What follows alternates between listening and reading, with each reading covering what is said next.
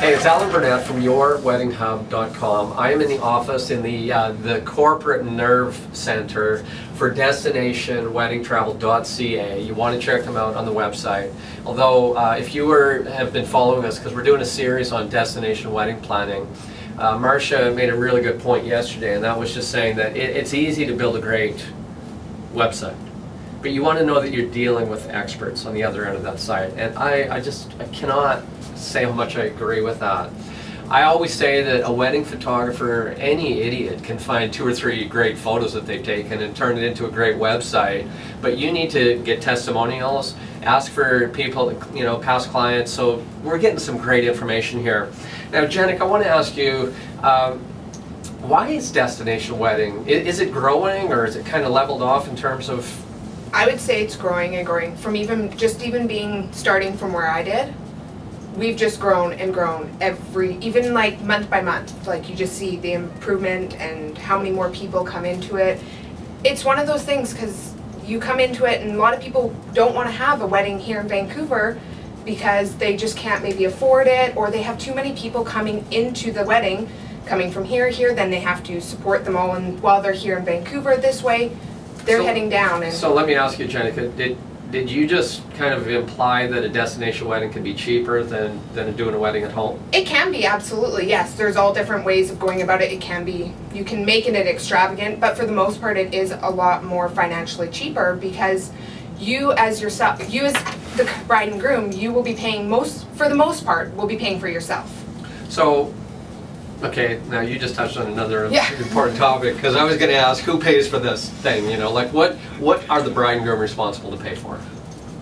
Typically, mostly the bride and groom will pay for themselves, and then they pay for the wedding packages, so on and so forth. The guests usually will pay for them. They pay for themselves. They look at it as their yearly vacation. Everybody, not everybody, but most people do take a yearly vacation.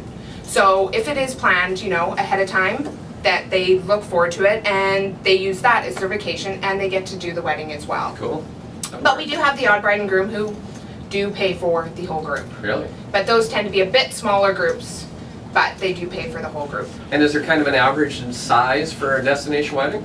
The average size, I would say about 40 people, 50 people. 40, okay. But we've had weddings up to 175 people. So there's no limit Absolutely in terms of size.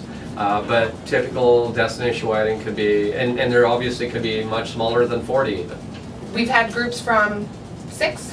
About 6. About 6 people, all the way up to 175. So destination just means literally what it says. It's going to a different destination. Size is not an issue. Absolutely not. And one of the things that is an incentive for a lot of couples is it can be cheaper, plus they get a vacation out of it. Absolutely. Yes. Wow. Typically it can be up to 80%, 50% on an average to 80% cheaper than a local wedding. Yeah. Wow. Now, just so that you brides and grooms watching this have an idea of, this is an enormous industry. Just the UK alone, for example, there are about 50,000 couples a year that leave the UK to get married abroad. And so destination weddings is an enormous industry. Part of the reason you want to be dealing with experts, like the ladies I'm here in the room with. DestinationWeddingTravel.ca is their website you want to go to.